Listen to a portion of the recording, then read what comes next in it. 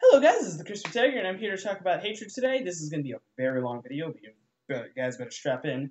But I'm here to just simply talk about hatred today, because there's been a lot of points brought up, and there are points that I personally disagree with, so much to the point where I actually kind of had to make a video on it.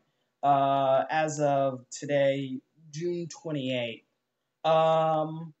Hatred hasn't been released yet. Hatred is a video game developed by Destructive Creations that has made it so far and been so notorious, apparently, that it has been given an AO rating for simply violence and language. It is the only second game in history to have ever done that, but this game fucking did it, because it's apparently that fucking bad. The first game that did it hasn't even been fucking released. So this will probably count as the first game to be released with an AO rating that was given only for violence and language. And I think it's all a crock of shit. I think it's all sensationalism. Because really, there's 4 points I want to talk about. Essentially, sadism as art, liberal media, the games being too disturbing, and the game's artistic merit. First thing first, though, quality of the game needs to be addressed. The game is simply proposed to be a twin-stick shooter, and it will be not entertaining or enjoyable, but be able to give that gamer gaze, or, in other words, immerse the player as long as it simply has mission variety, or not mission variety is the wrong word, enemy variety. If the game is able to get enough enemy variety to put gamers in that gamer gaze, or simply immerse them inside of the world that's been created, this game will sell relatively well. Twin-stick shooters live or fucking die on enemy variety. And as long as there's enemy variety, which it doesn't look there's going to be too much. As far as I've seen, there's basically 3: civilians, police, and then military. I don't know, you're going to have to fucking work on it, but if Call of Duty can sell, anything can fucking sell, I don't know. And that's where I am on the quality of the actual game, but I want to talk about the points, because that's what's more important. And not even, it's the points being brought up by this game's mere existence are so much more important than the actual quality of the game, that's just mind-fucking-boggling, but there it is, because the game hasn't even been released yet, but just by fucking existing brings up so many questions that, honestly, we should have been having a long fucking time ago. And I'm happy that this type of game is being released, so we can have these discussions. Because one of the discussions is sadism as art. In the game, you play as a psychotic nutcase that goes around harming innocent civilians just because you're a piece of shit and you're also fucking crazy. That essentially sums up this entire game's plot so far, or what's been presented at least. And one of the things that's been presented by a lot of the liberal progressive media, who are vehemently against this game, which makes me very scared for their reviews, because I don't think they're going to provide an unbiased opinion, which, to be fair, they don't give a shit about unbiased anyways, but what the fuck ever. Talking about simply sadism as art, sadism can't be art, apparently, because the mere act of sadism doesn't allow... It doesn't have a thought process. It is simply cruelty without thought. Now, obviously, I know this is bullshit, and that's bullshit I don't even have to simply refute, because you can look within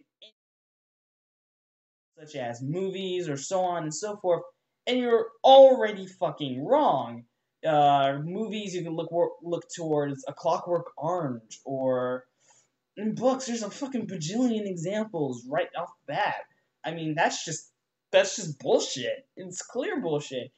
And that's fucking stupid. You can present sadism, but the idea and the thing that makes art in a lot of ways for me is that the burden of proof, or anyways, the questioning of the material presented so far, is not in the responsibility of the person creating said art. It's in fact in the burden of the audience to think about what's been presented.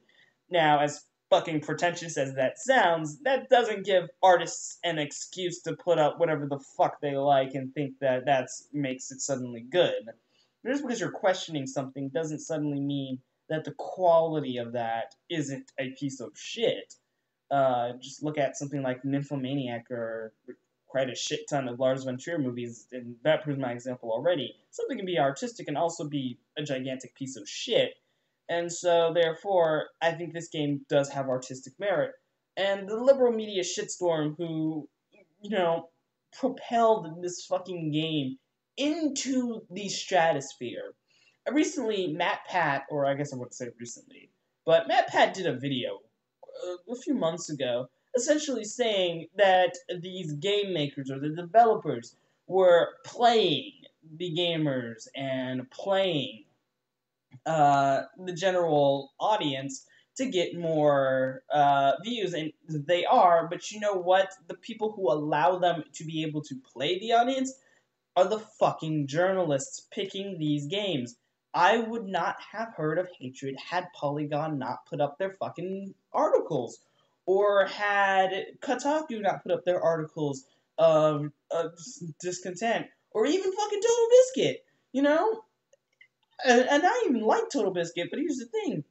If Total Biscuit, this isn't a criticism of Total Biscuit. If Total Biscuit thought that this game was a complete piece of shit morally, so bad that people should not know of it, he shouldn't make a fucking video on it, or put up an article on it, or even fucking tweet about it, because giving the shit knowledge, or time, or even just energy in general helps fucking propel it forward. If you truly think it's clickbaiting, you wouldn't even mention the fucking name of the game, because you're giving it more energy than it had beforehand. So, I hate it when people put that type of shit on developers, like it's the developers' responsibility to not put offensive shit. It's the responsibility of the journalists and the media outlets who propel it to such a high fucking degree that this type of attention for this type of game even gets put forward. So, again, I blame the fucking journalists for this, not the actual developers who created something controversial. A third point that I wanted to bring up was the game being too fucking disturbing, apparently. That's fucking crazy talk to me. Maybe, this is completely the most purely subjective opinion. I understand that. But really, is it that fucking disturbing? Because when I look at it, I don't see a man getting their head blown off. I see a virtual piece of polygons getting fake blood splurted across a fake sidewalk. It's not fucking real to me. It's not real. So, I can clearly tell that that is not reality. That's no way that anybody who's not fucking psychotic, that would not be the world that they live in, and I can tell that they are bad. I get the idea that those themes are bad, but if a movie like fucking Elephant can exist, I don't see why a video game equivalent of that can't. And that's essentially where I lay on that subject. The video game of violence to me simply isn't too disturbing. I understand why people find it disturbing. I just simply don't agree with it. It's not fucking disturbing to me. And I don't know, it's just, I can't see it that way. And I really wish I could be on the majority opinion on that. I wish I could fucking sing to the choirs about how this game is just so fucking disturbing to the core, to my being. But it's fucking not. It does not disturb me, it doesn't hurt me, it doesn't trigger me. It brings not a fucking tear down my face to see fake people die in a fake way. The reason why Elephant, if you don't know what Elephant is, it's a 2003 movie about the Columbine shooting. The reason why Elephant's so fucking disturbing is because it simply presents violence. It presents sadism. It presents violence in a way where there's no fucking reason. But it doesn't glorify it. You know what I mean? It doesn't put it in a way where the violence is something that's big and massive, and you know what I mean? It's just simply violence. and that's what makes that film so fucking disturbing. And I guess the reason why Hatred isn't so really disturbing to me is because of the executions. Ironically, what's being considered the most disturbing part of it is because it's clearly glorification. It's clearly ridiculous to me, just what I'm being shown.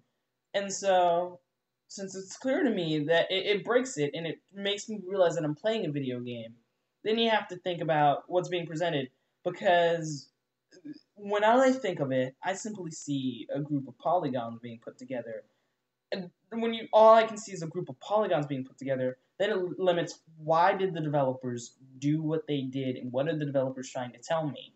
And the thing is if games are an artistic medium, which I fucking believe they are, to put in most sophomoric terms, what I believe art to be is simply a medium that makes you question something.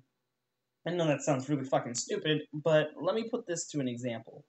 When you look at a piece of, or a painting, usually what qualifies that as art and not just fucking paint on a canvas is it brings questions out of you, it brings emotions out of you, it makes you think about it.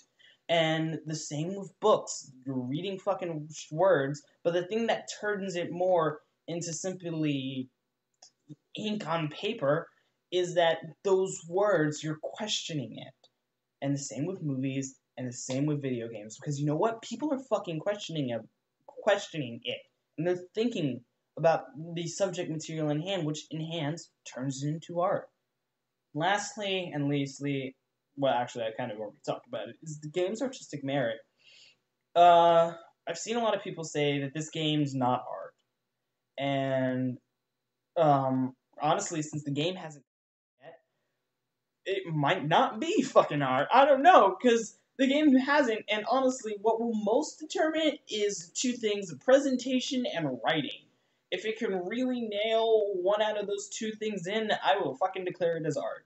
And one of those things, it does seem to declare pretty fucking well, which is its presentation, the way it presents itself, devoid of joy, devoid of happiness, devoid of color.